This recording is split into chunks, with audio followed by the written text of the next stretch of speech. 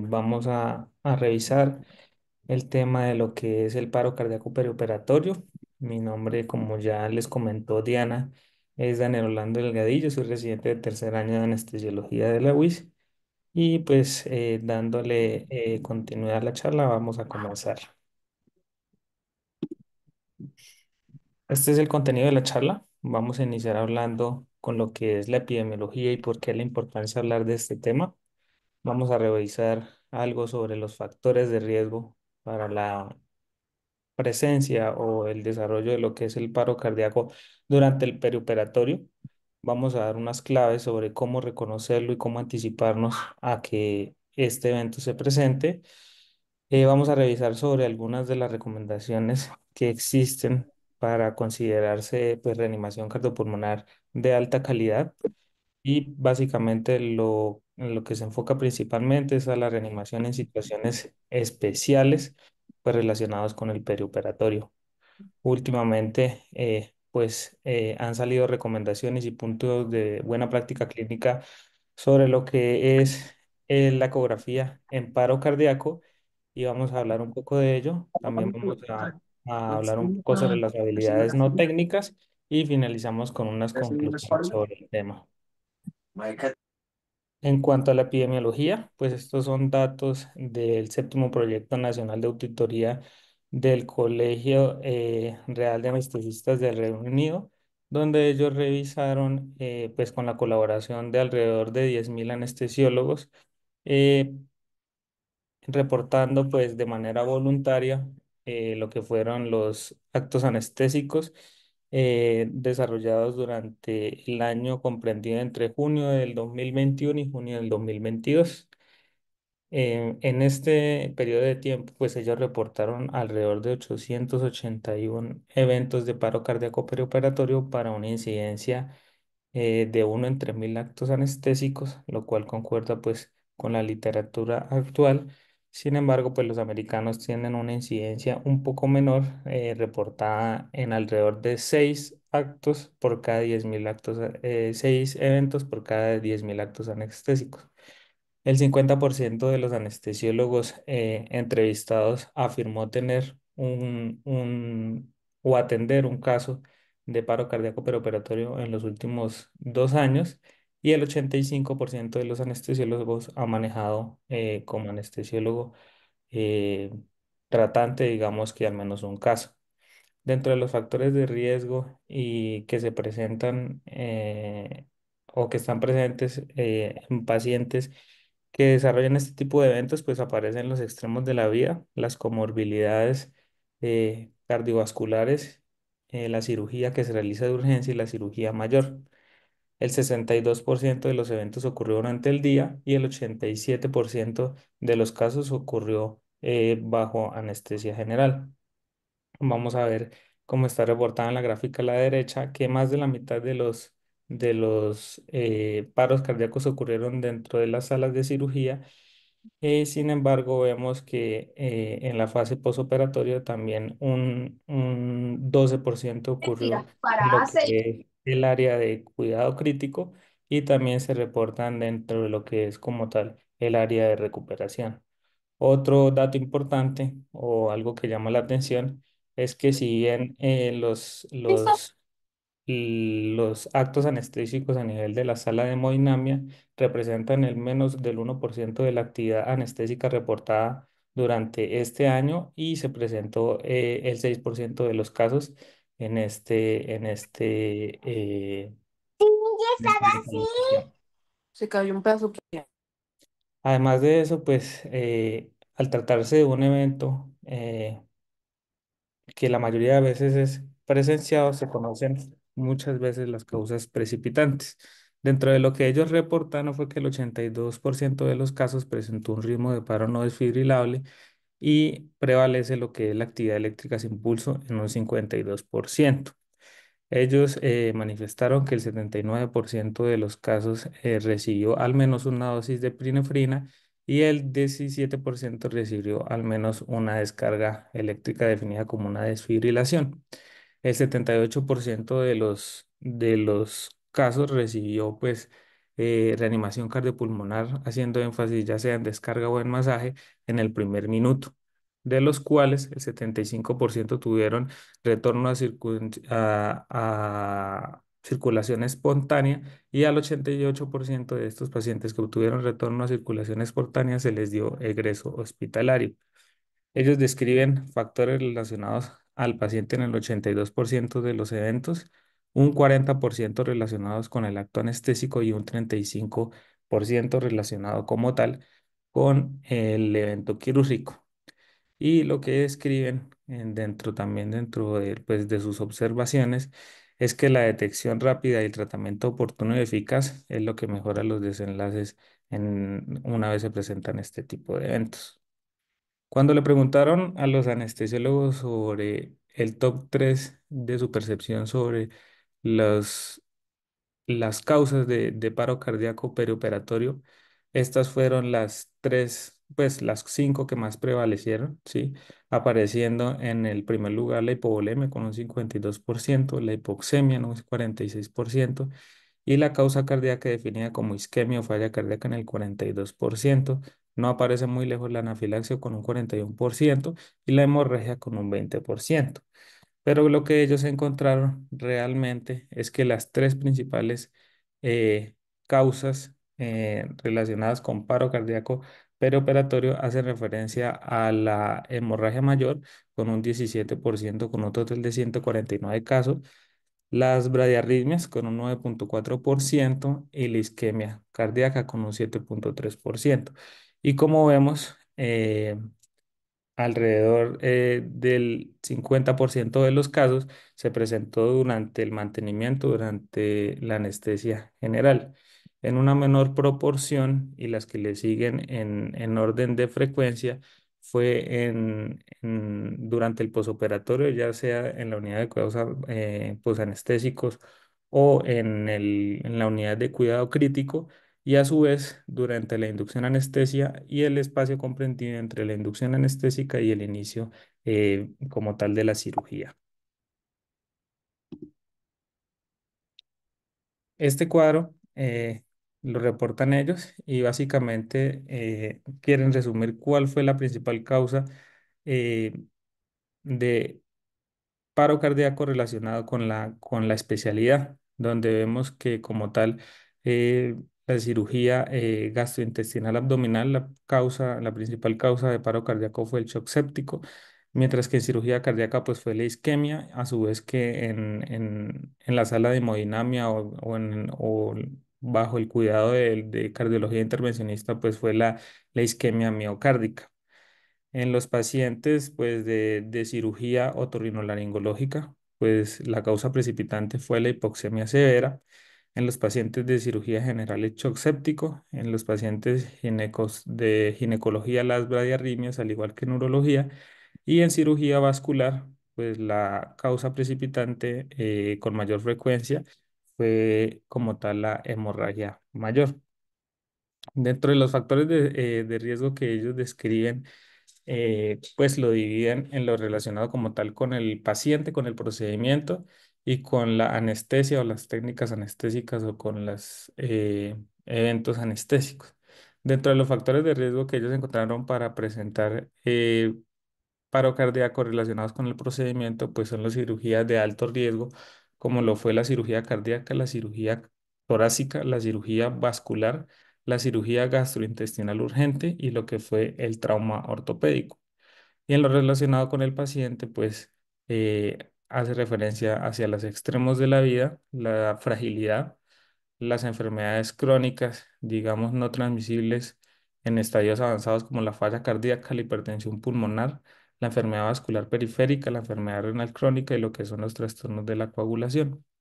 Y en cuanto a la influencia anestésica, los factores de riesgo, pues son, digamos que mencionan lo que son las arritmias, los reflejos basales, la anestesia neuroaxial alta, la toxicidad por anestésicos locales, la sobredosis de medicamentos y algunos eventos como la anafilaxia, la hipertermia maligna y el tromboembolismo pulmonar.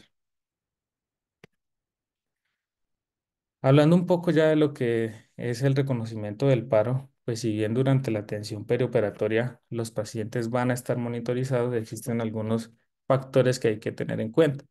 Y es que una vez un paciente se encuentra bajo anestesia general, pues la valoración del estado de conciencia y el estado ventilatorio de la respiración, pues va a estar, digamos que algo limitada por el mismo efecto y lo que buscamos con la anestesia, ¿sí? La posición y los campos quirúrgicos pues, van a dificultar la evaluación clínica la mayoría de las veces debido a que no se va a poder observar de una manera óptima lo que es la piel, su coloración, su temperatura, a su vez la evaluación clínica de los pulsos, pues por la misma posición dentro del quirófano puede que sea difícil.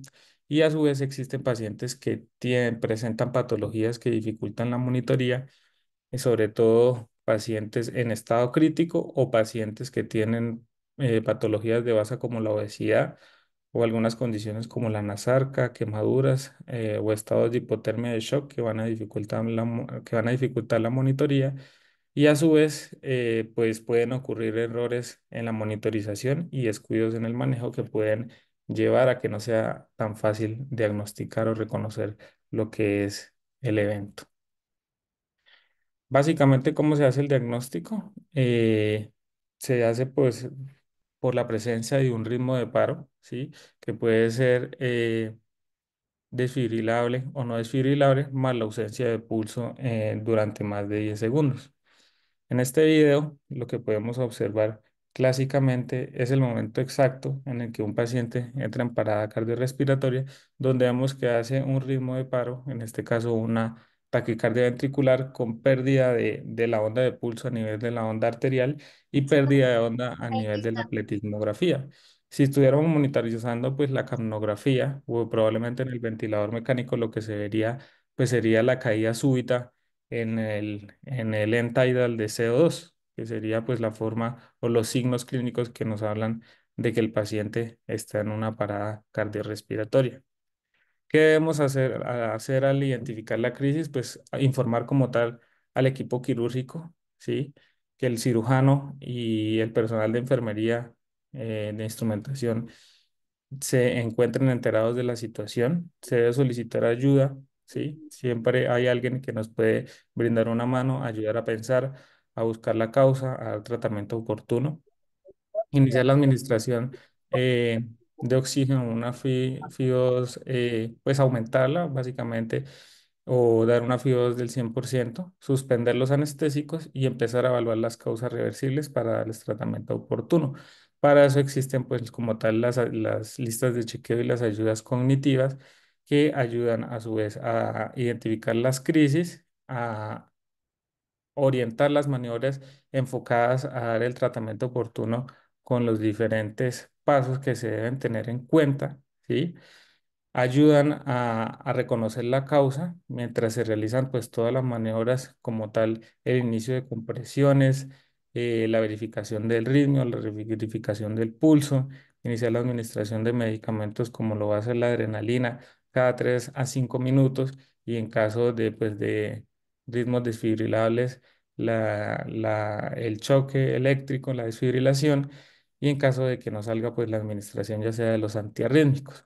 Básicamente, esto se debe tener disponible en todas las salas de cirugía y reconocer y tener presente que esto nos ayuda y que debe haber alguien que esté revisando, que esté leyendo en voz alta y para poder tener en cuenta y descartar, pues teniendo en cuenta el contexto clínico del paciente, lo que van a ser las causas relacionadas o precipitantes en el paciente que tenemos en el quirófano. ¿Sí? ¿A qué se refiere una reanimación cardiopulmonar de alta calidad? Pues básicamente aquella en la que las interrupciones se reducen a menos de 10 segundos y en el menor número de veces, básicamente para la verificación de lo que es el ritmo y el pulso. En el cambio de reanimador, que idealmente debe ser cada 2 minutos, porque esto ha demostrado que posterior a los 2 minutos, pues la fatiga aparece y la calidad de las compresiones puede disminuir. Las compresiones se deben iniciar inmediatamente después de la descarga eléctrica, no esperar a verificar el ritmo ni verificar el pulso sin iniciar masaje cardíaco inmediatamente, y en los 2 minutos es cuando se verifica el ritmo y el pulso. La frecuencia de las compresiones va a ser entre 100 a 120 por minuto con una profundidad de 5 centímetros, y se debe permitir lo que es la reexpansión del tórax entre cada compresión. Se debe evitar la ventilación excesiva si el paciente no se encuentra pues bajo intubación orotraqueal en una frecuencia de 30 por 2, o si se encuentra bajo intubación orotraqueal en una frecuencia de 10 por minuto. Y las metas o la monitoría nos debe, para establecer una reanimación cardiopulmonar de alta calidad, lo que se debe obtener es una capnografía mayor a 20 milímetros de mercurio y una presión arterial diastólica entre 30 y 40 milímetros de mercurio a nivel de, pues, de la línea arterial. Ello se traduce en una mayor probabilidad de lo que es el retorno a la circulación espontánea. Esta guía fue publicada por los europeos, por la Sociedad específicamente de Anestesiología, Cuidado Crítico y de Trauma y Emergencia y Cirugía de Emergencia, donde básicamente presentan unas recomendaciones que no varían mucho de las recomendaciones americanas actualizadas al año 2020. Lo que aparece aquí, básicamente, de nuevo, es que ellos recomiendan las compresiones torácicas con tórax cerrado, pero en caso de que no ocurra como tal el retorno a la circulación espontánea, ponen una recomendación con un grado de 2E, en lo que es como tal el inicio de una de compresiones abiertas, masaje cardíaco abierto, que este fue como tal el tratamiento estándar hasta el año 1961, puesto que ellos encontraron que había mejor gasto cardíaco, se relacionaba mejor presión de perfusión coronaria y, y mejor presión de perfusión cerebral comparado cuando se da masaje cardíaco cerrado, ¿sí? Esto quiere decir que los pacientes que no retornan a circulación espontánea podría hacerse una toracotomía de resucitación pues, relacionada con el perioperatorio, o en caso de pacientes que se encuentren bajo una laparotomía, se podría hacer masaje cardíaco abierto vía subdiafragmática o vía transdiafragmática, ¿sí? Pero pues obviamente depende del contexto clínico y el cirujano o la especialidad que se encuentre con nosotros en este tipo de pacientes. A su vez, aparecen recomendaciones sobre lo que es la ecografía eh, en el momento de la crisis, ¿sí?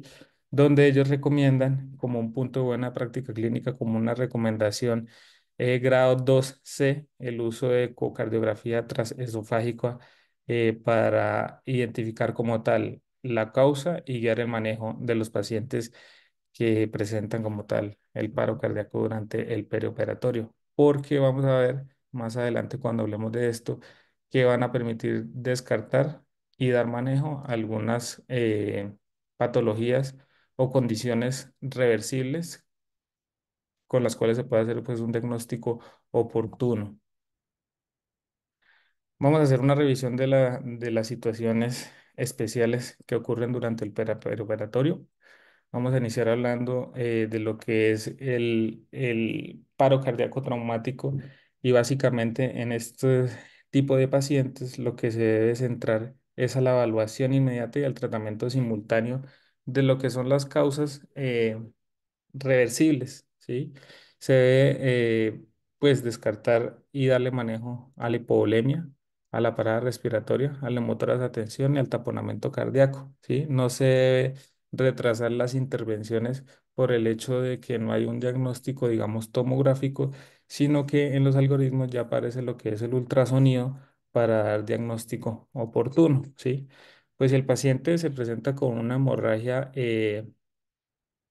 digamos, externa y que sea susceptible de compresión, ya sea directa o indirecta, pues esta es la manera como se debe controlar el sangrado, o por medio de uso de torniquetes de manera momentánea, mientras se realiza como tal la reanimación hemostática y la cirugía de control de daños para controlar el sangrado, la contaminación, ¿sí? Digamos que está descrita y la técnica de la hipotensión permisiva con presiones sistólicas entre 80 y 90 milímetros de mercurio, siempre y cuando se descarte o en ausencia de lo que sea una lesión cerebral traumática, ¿sí? En caso del paciente que se presente con arresto o parada respiratoria, pues lo que se debe hacer es asegurar la vía, despejar la vía aérea y en caso de disponerse, pues asegurar la vía aérea usando pues bajas presiones, bajos volúmenes y baja PIP para garantizar como tal una saturación mayor al 90% y monitorizar la ventilación con capnografía. En caso de que el diagnóstico que se haga sea una motora desatención lo que está causando, lo que causó el paro del paciente, pues lo que se debe realizar son toracostomías bilaterales. Y en caso de que el diagnóstico ya sea clínico o imagenológico, sea un taponamiento cardíaco, lo que se debe hacer es una toracotomía de resucitación para liberación del taponamiento con campamento cruzado de la aorta, masaje cardíaco directo. Y una vez obtenido el retorno a circulación espontánea, pues tratar la causa, ¿sí? Digamos que el paro cardíaco traumático es de mal pronóstico, la sobrevida está descrita entre un 1 y un 32% y la prioridad es dar el tratamiento de las causas reversibles sobre el masaje cardíaco. Y esto se debe pues, a que si no se corrige la causa, pues el paciente básicamente no va a salir del paro, ¿sí? Como les dije, en el contexto de la hipovolemia, del trauma, pues el 48% del paro va a estar relacionado con hipovolemia y esto ocurre pues en ausencia de lo que es como tal el llenado cardíaco. Esto se traduce en una pseudoactividad eléctrica sin pulso, que es lo que podemos observar en el eco. Esto es una vista transgástrica en un eco transesofágico donde vemos cómo se ve un ventrículo, digámoslo, normovolémico y cómo se ve cuando se encuentra con hipovolemia, ¿sí? Es por ende que al hacer compresiones en un paciente hipovolémico, pues digamos que estamos impidiendo como tal el llenado cardíaco, no vamos a garantizar, digamos, un volumen latido debido a que no hay líquido intravascular, por lo cual se debe realizar como tal un control quirúrgico del sangrado, reposición de la volemia con un protocolo de transfusión masiva, reanimación hemostática y el control de daños, ¿sí? Si el paciente progresa a actividad eléctrica sin pulso, digamos que la supervivencia va a ser menor al 1%. Este es un algoritmo que presenta la Guía Europea del año 2021 de reanimación sobre el manejo del paciente con trauma, arresto cardíaco traumático. Básicamente es el tratamiento de las causas reversibles, el diagnóstico y el tratamiento simultáneo de las causas reversibles. Y este algoritmo lo traje a colación, sobre todo cuando ocurre lo que es la hemorragia, digamos, catastrófica eh, diafragmática, donde básicamente el tratamiento o va a ser el clampeamiento cruzado de la aorta o la colocación de un REOA, ¿sí? Dependiendo de la zona del sangrado para brindar el tiempo necesario para la corrección de la causa y del sangrado para optimizar y permitir mantener las variables hemodinámicas mientras el cirujano realiza como tal el control quirúrgico del sangrado. Esto pues va a estar limitado sobre todo por la experticia, el equipamiento, el ambiente y el tiempo desde el arresto cardíaco, ¿sí? Porque si el evento ocurre 15 minutos antes de las intervenciones, pues básicamente el pronóstico va a ser muy malo, ¿sí? Y puede que el retorno a circulación espontánea va a ser, pues va a estar limitada y va a estar, va a ser pobremente alcanzado. Digamos que aquí las guías no son muy fidedignas en decidir cuándo no reanimar o cuándo finalizar la reanimación cardiopulmonar.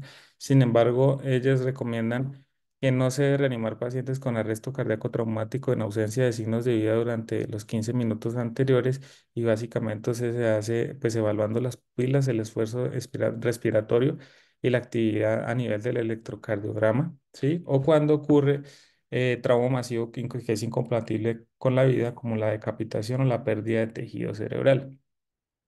Y cuando finalizar las maniobras de reanimación cardiopulmonar, básicamente cuando no hay retorno a circulación espontánea tras abordar y tratar de manera pues eficaz lo que son las causas reversibles de paro cardíaco. Y además apoyarse como tal en el ultrasonido para evidenciar la ausencia como tal de actividad cardíaca en el eco. El neumotórax a tensión está descrito en el 13% de las causas de paro cardíaco en trauma, ¿sí? Básicamente ocurre por ingreso de aire a la cavidad pleural con un efecto de válvula que se traduce en un aumento de las presiones intratorácicas y una disminución del gasto cardíaco secundario, pues a un descenso del llenado cardíaco, de la precarga, ¿sí? Clínicamente, ¿cómo se manifiestan estos pacientes? Pues con disnea, hipoventilación, hiperresonancia e hipoxemia, ¿sí? O si se encuentran pues bajo ventilación mecánica invasiva con aumento de las presiones de la vía aérea, con capnografía, pues con una morfología en aleta de tiburón, con disminución de los volúmenes corrientes con hipoxemia e hipotensión. El tratamiento, pues va a ser una toracotomía cerrada, el tratamiento de elección. Sin embargo, si no se dispone inmediatamente, podría intentarse como una descompresión con aguja que debería tener al menos una longitud de 8 centímetros y debería realizarse a nivel del quinto espacio intercostal con línea axilar anterior. Existen algunos factores de riesgo eh, pues relacionados con el paciente, con la anestesia y con la cirugía que pueden asociarse a este evento, ¿sí? Hablando pues en el contexto fuera del trauma, como lo son los pacientes con patología pulmonar, como el asma, el EPOC, o pacientes con metástasis pulmonares, o pacientes o factores relacionados con la anestesia, como la inserción de catéteres venosos centrales pacientes que se encuentran bajo ventilación a presión positiva o pacientes en los cuales se realiza el bloqueo del plexo braquial, puede pues básicamente pulsionarse la pleura y ocurrir un neumotórax que podría estar asociado pues con un evento como tal de paro cardíaco durante el perioperatorio. Y también puede estar asociado a eventos quirúrgicos como la laparoscopia, la toracoscopia, la instrumentación cerca al cuello, la broncoscopia, las traqueostomías y las biopsias como tal mediastinales y transbronquiales. Y hablando un poco del eco, pues básicamente el diagnóstico ecocardiográfico, siendo más sensible que la radiografía de tórax para el diagnóstico de neumotórax, básicamente se realiza con la ausencia del sliding pleural, ¿sí?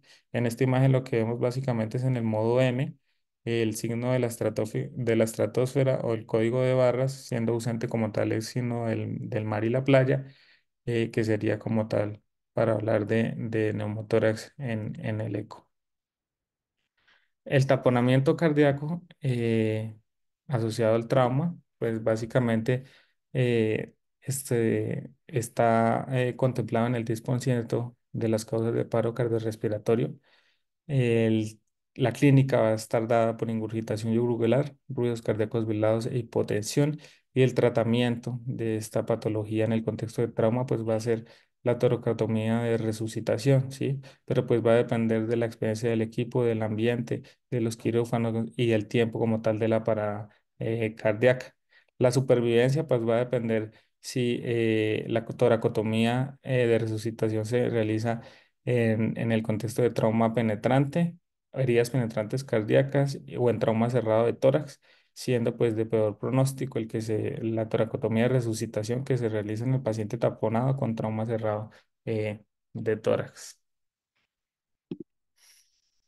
La hipoxemia, reportada en el 10% de las causas de paro cardíaco respiratorio en trauma, básicamente se produce por alteración del estado de conciencia y obstrucción de la vía aérea. Lo que se debe garantizar como tal es la permeabilidad y ventilar con presión positiva, lo cual va a revertir el paro, ¿sí?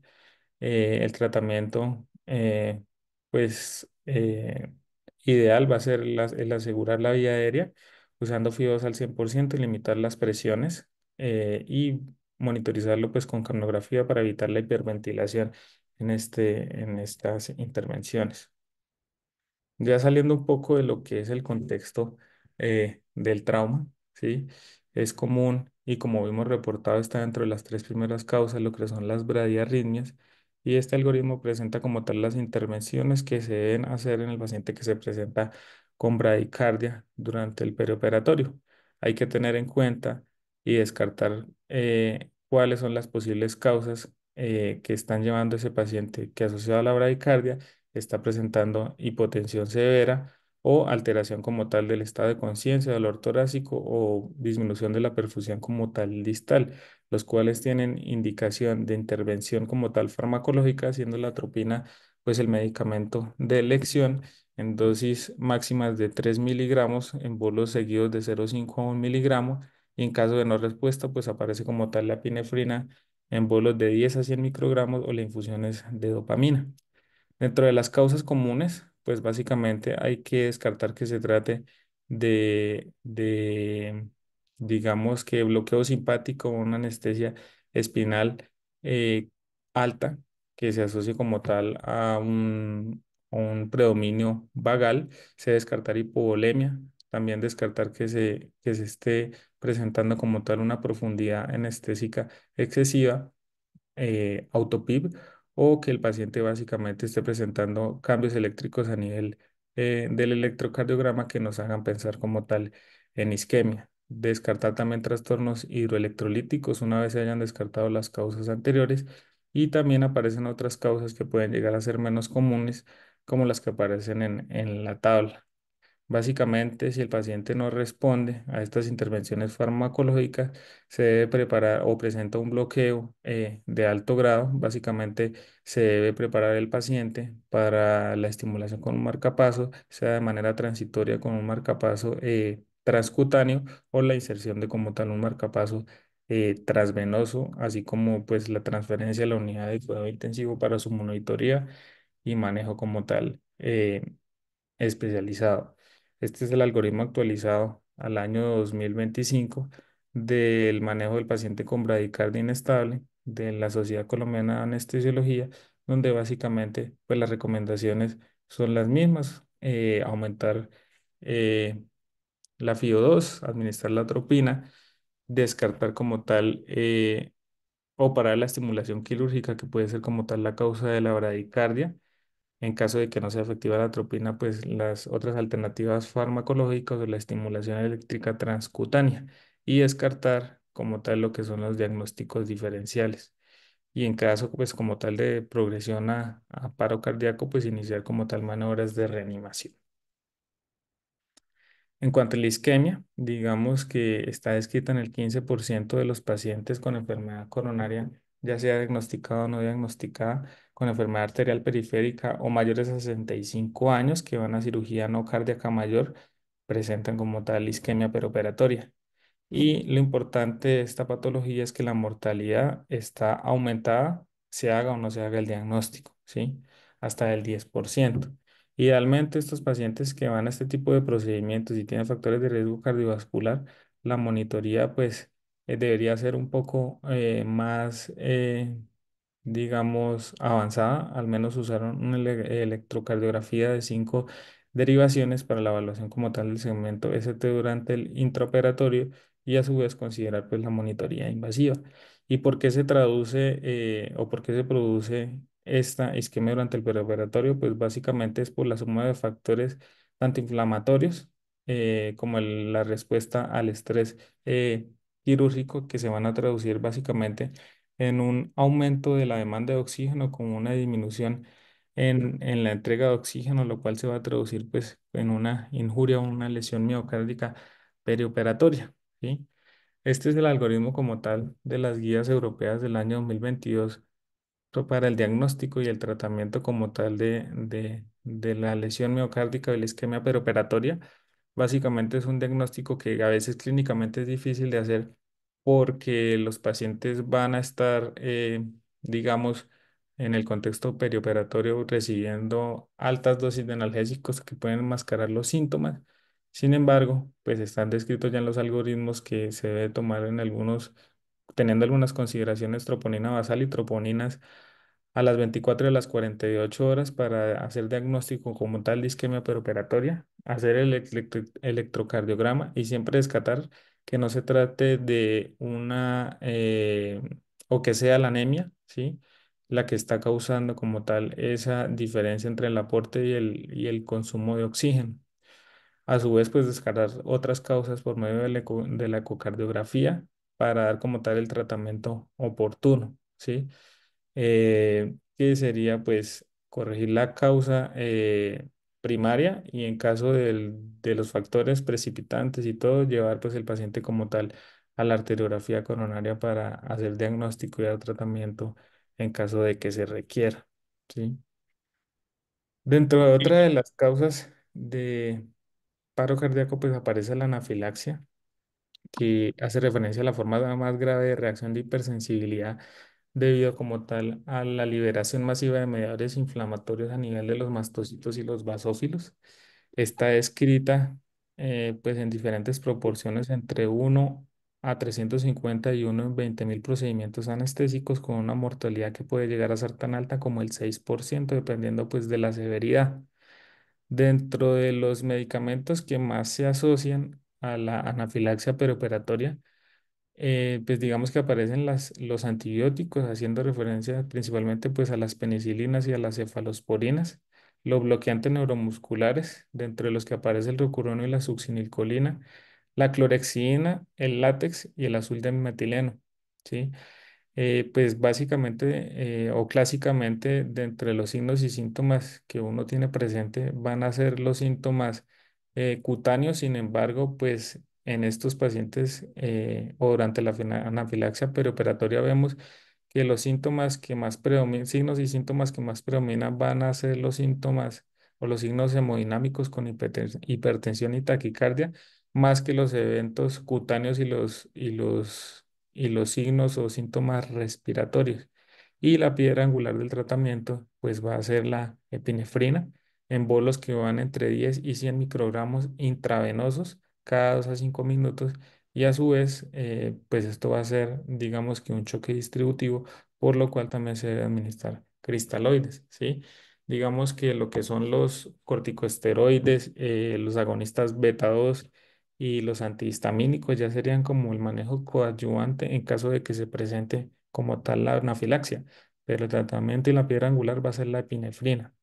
En caso de que haya pues vasodilatación, digamos, excesiva y que no responda la epinefrina, el segundo vasopresor que se debería usar sería la vasopresina. Y esta es la lista de chequeo que debe estar en todos los quirófanos ya actualizada al año 2025 sobre el manejo de la anafilaxia.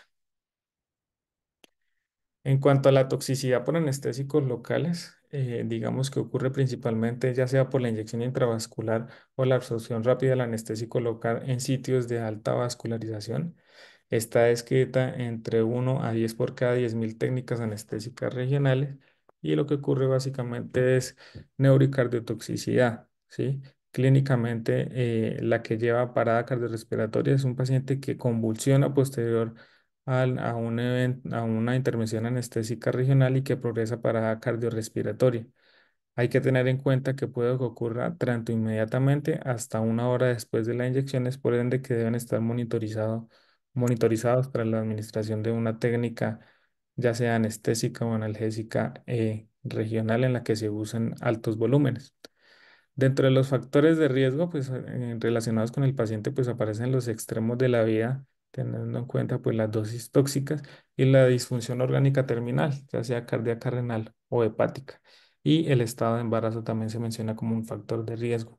Y dentro de las técnicas que más se asocian a este tipo de eventos, digamos que son los bloqueos intercostales, los bloqueos epidurales y caudales, los bloqueos a nivel cervical y los bloqueos interfaciales. El tratamiento de elección pues va a ser como tal la emulsión lipídica. La dosis pues va a depender dependiendo del peso, ¿sí? Inicialmente un bolo que va a depender del peso del paciente, continuar con una infusión y básicamente se puede ajustar o dar nuevos bolos dependiendo de la respuesta al medicamento.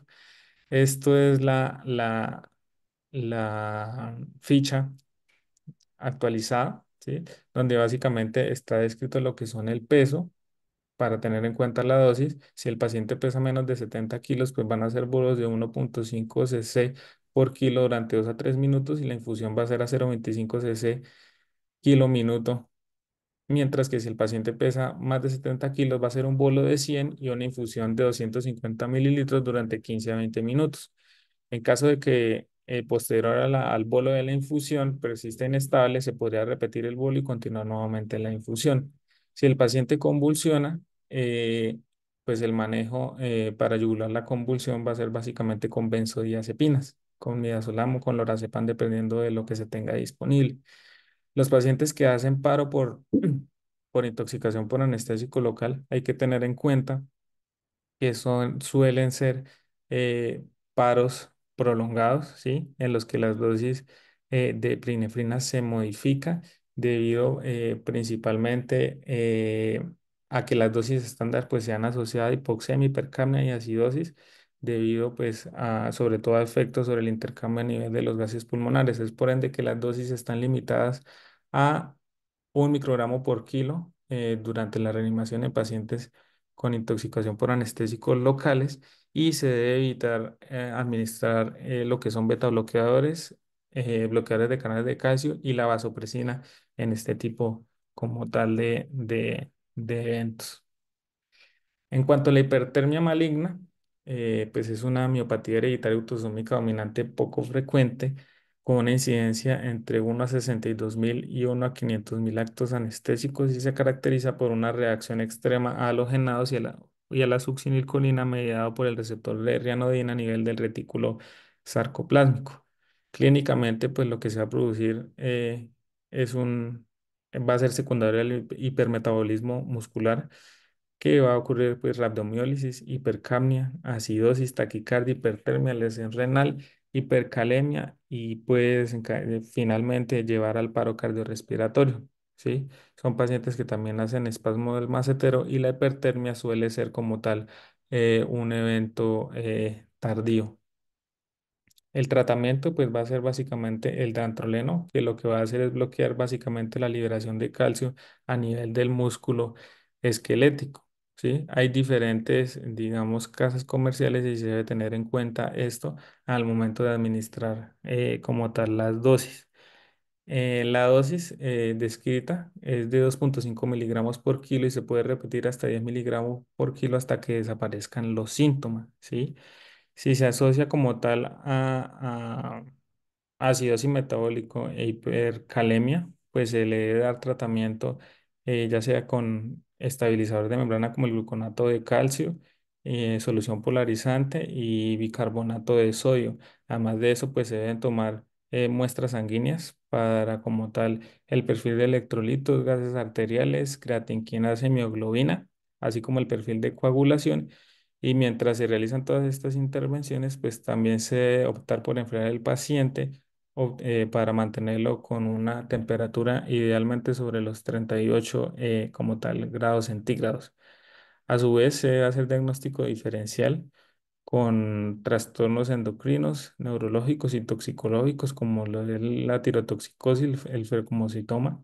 A nivel neurológico, pues descartar que se trate de alguna patología intracraneal que presente signos o síntomas similares como la meningitis, la hemorragia como tal intracerebral, la encefalopatía hipóxica y dentro de lo toxicológico, pues digamos que la intoxicación por algunos estimulantes como la cocaína, las anfetaminas o el síndrome de abstinencia por alcohol o también el síndrome neuroléptico maligno, en un diagnóstico diferencial de lo que es la hipertermia maligna. Ya en cuanto a la hipercalemia, sea o no sea relacionado pues con la anterior patología, digamos que el manejo de la terapia hipocalemiante está indicado cuando el potasio es mayor a 6 o cuando se presentan como tal manifestaciones electrocardiográficas. Dentro de las manifestaciones electrocardiográficas, pues vamos a ver que lo que aparece inicialmente van a ser las ondas T picudas y a medida que aumentan como tal los niveles séricos, pues lo que ocurre es pérdida de la onda P con ensanchamiento del QRS y posteriormente a esto ocurren como tal las arritmias, ya sean ventriculares o los bloqueos auriculoventriculares que pueden llevar al paciente como tal al paro cardíaco, ¿sí? Dentro de los factores de riesgo que hacen referencia al paciente, pues aparece la falla renal, la falla cardíaca, la diabetes y la rhabdomiólisis. Dentro de los medicamentos, pues que viene recibiendo crónicamente el paciente que se asocian a hipercalemia, aparecen los antihipertensivos como los IEC y los ARAOs, los antiinflamatorios no esteroideos, los beta bloqueadores, y en pediatría, pues tener precaución con los líquidos de mantenimiento que contienen como tal potasio, ¿sí? Este es un esquema de tratamiento del Consenso Europeo de Paro Cardíaco en circunstancias especiales, donde básicamente proponen diferentes pasos para el manejo, como lo es proteger o estabilizar la membrana, básicamente con calcio, ya sea gluconato pues, gluconato de calcio en dosis de 3 gramos, e iniciar medicamentos que aumenten la entrada de potasio a la célula, como lo va a hacer la solución polarizante y el salbutamol. Y proponen como un tercer paso, como tal, la remoción de potasio del cuerpo, ya sea por vía gastrointestinal, y a su vez monitorizar como tal las intervenciones para, para guiar como tal el tratamiento médico. En cuanto a la embolia pulmonar, pues digamos que existen varios tipos de embolia. Está la embolia venosa, la embolia gaseosa, la embolia grasa y la embolia amniótica. Pues se debe tener básicamente un alto índice de sospecha dependiendo del paciente que tenemos al frente. Sospechar pues el embolismo venoso en pacientes con antecedentes de enfermedad tromboembólica venosa, con inmovilización prolongada o en el contexto del trauma, pacientes en estado de embarazo con cáncer o con enfermedades autoinmunes. El embolismo gaseoso pues se asocia sobre todo a procedimientos neuroquirúrgicos ortopédicos en prono o en sedestación, o procedimientos como tal laparoscópicos en los que podría ocurrir como tal el embolismo gaseoso. El embolismo graso pues básicamente relacionado con fracturas de huesos largos y trauma ortopédico, y el embolismo amniótico, pues sospecharlo en el caso del colapso materno. Clínicamente, ¿cómo se manifiestan? Pues con hipotensión real de rápida evolución, de saturación, caída en los niveles de capnografía, arritmias, teniendo en cuenta que lo más frecuente es la taquicardia sinusal, y paro cardíaco que suele ser en actividad eléctrica sin pulso. Digamos que es un diagnóstico difícil de hacer, y si se contara con la herramienta del eco, habrían algunas características, sobre todo a nivel de las cavidades derechas, que podrían orientar hacia el diagnóstico de la embolia pulmonar.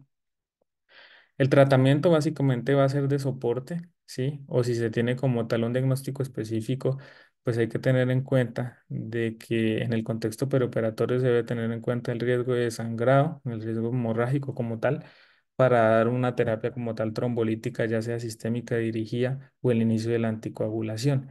Pero en el caso de que se tratara de un embolismo como tal aéreo, pues básicamente va a ser inundar el campo quirúrgico, tener la entrada aérea y la aspiración a nivel del catéter venoso central. El tratamiento de soporte pues va a ser darle inotropía a ese corazón derecho y disminuir como tal la poscarga del ventrículo derecho, ¿sí? En cuanto al manejo ventilatorio, pues evitar la hipoxemia y la hipercapnia, y en caso de requerirse soporte vasopresor, preferir la vasopresina sobre la norepinefrina, porque tiene menores efectos, digamos, sobre la vasculatura pulmonar. Hay que tener en cuenta que estos pacientes suelen tener paros de larga duración con reanimación prolongada, y en ello sería una alternativa como tal lo que es el ECMO veno-arterial. En cuanto a la ultrasonografía, eh, pues está descrita como tal para la evaluación sobre todo de ritmos no desfibrilables, que son el 80% de los paros cardíacos perioperatorios, y hay que tener en cuenta el contexto clínico. Hay que tener, pues como tal, tanto el disponible material, como contar la capacitación, contar con la capacitación o el entrenamiento para realizar su uso. Existen diferentes protocolos que los vamos a ver un poco más adelante, pero básicamente han evolucionado a través del tiempo.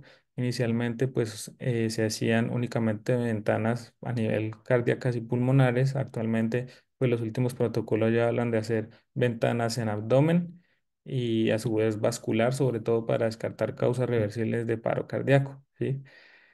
Dentro de los principios es que las pausas para realizar las ventanas no deben ser superiores a 10 segundos, sobre todo cuando se realiza al tiempo la verificación del ritmo y el pulso, y que durante o mientras se realizan las maniobras de reanimación se pueden hacer ventanas que no interfieran, pues digamos, con el masaje cardíaco, ¿sí?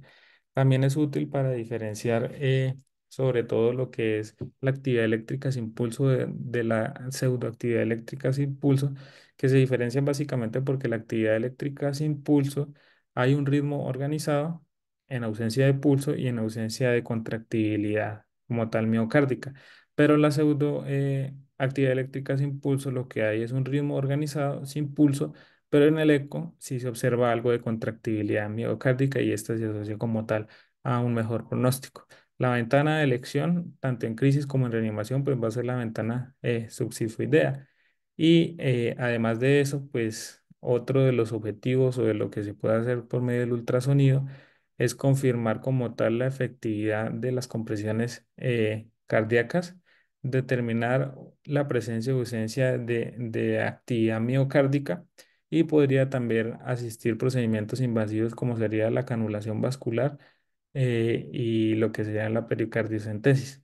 En la imagen de la derecha estaría cómo debería estar idealmente distribuido el personal durante la reanimación, teniendo en cuenta que la persona que realice el ultrasonido pues debe ser un experto, debe estar a realizar sus intervenciones sin intervenir las maniobras ni la reanimación cardiopulmonar. Estos son los diferentes protocolos que existen. El FIR, el FIL, el CAUS, el CASA, el Sésame, ¿sí? Básicamente, como les decía, están publicados desde el año 2007, el último hasta el año 2020. Inicialmente, pues el escaneo que se realizaba era cardíaco. Actualmente, pues los últimos protocolos buscan también evaluar ventanas pulmonares abdominales y vasculares, ¿sí? Eh, Dentro de los principios del ultrasonido es básicamente no interferir con la reanimación cardiopulmonar. El personal que lo va a realizar pues debe estar preparado con la sonda y la consola funcionando y tener como tal el ecógrafo en un modo que esté grabando, no para hacer interpretaciones inmediatas de las imágenes, sino para realizar grabaciones, revisar las imágenes y a partir de estas imágenes, pues dar o comunicar los resultados como tal al líder de la reanimación, ¿sí? Sin intervenir como tal en las, en las intervenciones que se están realizando. En estas imágenes, pues básicamente la primera imagen es un eco transtorácico en un parasternal eje corto, donde vemos básicamente un corazón en asistole en ausencia de contracción cardíaca. Y en la imagen de la derecha lo que vemos es un subcostal con cuatro cámaras, donde vemos una contracción cardíaca desorganizada que dependiendo pues del ritmo en el electrocardiograma podría ser una TB, una FB o una taquicardia supraventricular. Básicamente esto es lo que se busca en paro, ¿sí? Descartar posibles causas como lo son la hipovolemia, el taponamiento cardíaco, la embolia pulmonar masiva y el neumotórax a tensión.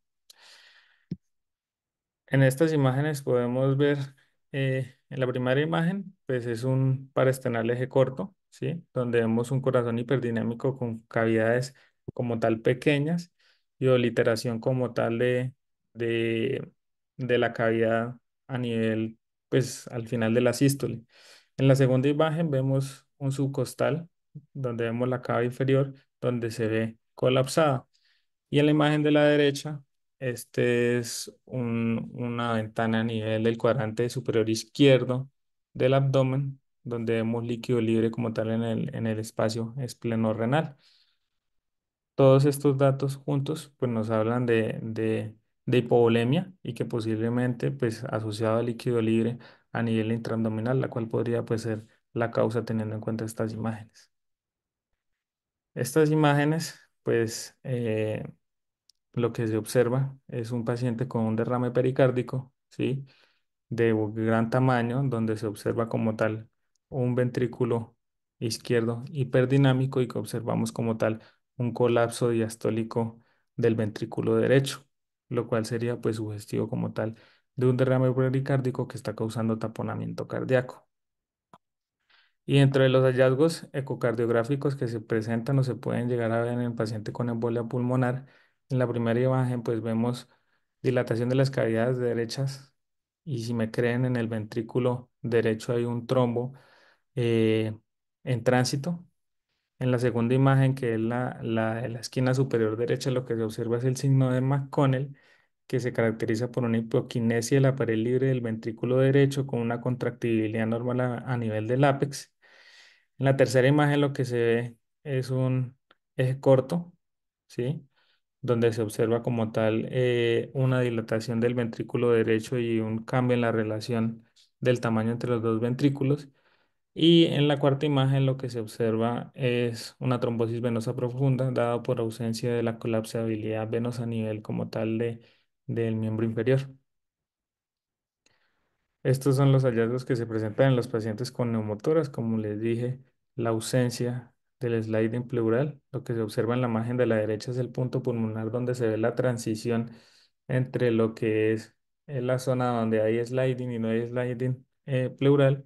Y en la imagen de la izquierda lo que observamos es el punto pulmonar donde vemos la transición de lo que es el signo de la estratosfera o el código de barras con el signo del mar y la playa. Y el eco transesofágico es una alternativa sólida que si bien el eco transtorácico la disponibilidad es poca, pues de este creería que más, ¿sí?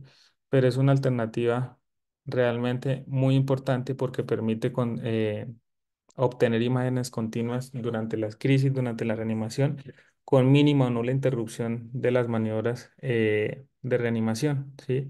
Además de eso, pues permite obtener imágenes o mejores imágenes de lo que es el pericardio a nivel posterior de la arteria pulmonar y lo que es la aorta torácica.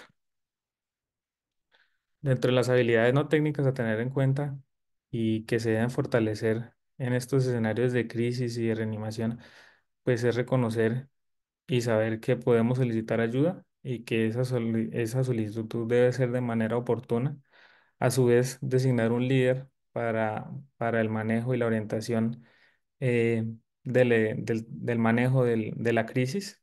Se deben distribuir como tal las tareas y los roles, tener conciencia situacional, conocer el ambiente donde nos desempeñamos, anticipar el desarrollo de estas crisis y planear como tal el tratamiento de los eventos, tener en cuenta pues, los recursos disponibles y las ayudas cognitivas siempre presentes. Además de eso, pues la comunicación debe ser efectiva y se debe como tal verificar las órdenes que se estén dando y la comunicación que se esté realizando.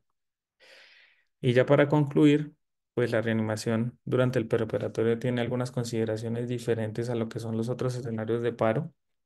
La mayoría de las causas pues no se presentan de manera súbita y en nuestro papel como anestesiólogos pues básicamente es intervenir antes de que se presente como tal este tipo de eventos. La intervención temprana de lo que les estoy hablando, tener en cuenta que si bien la mayoría de los eventos ocurren durante nuestro cuidado, ¿sí? Muchos de estos eventos ocurren en el posoperatorio temprano, ¿sí? La ecografía es una herramienta que llegó y que llegó para quedarse y nos permite evaluar causas reversibles y dar tratamiento de manera oportuna. Los desenlaces van a estar determinados por nuestras acciones que deben ser rápidas, efectivas y para eso es necesario estos espacios pues, de formación continua y la adquisición de dichos conocimientos y elementos para el tratamiento de nuestros pacientes. Estas fueron las referencias que usé para la conferencia y gracias. Listo, muchísimas gracias. No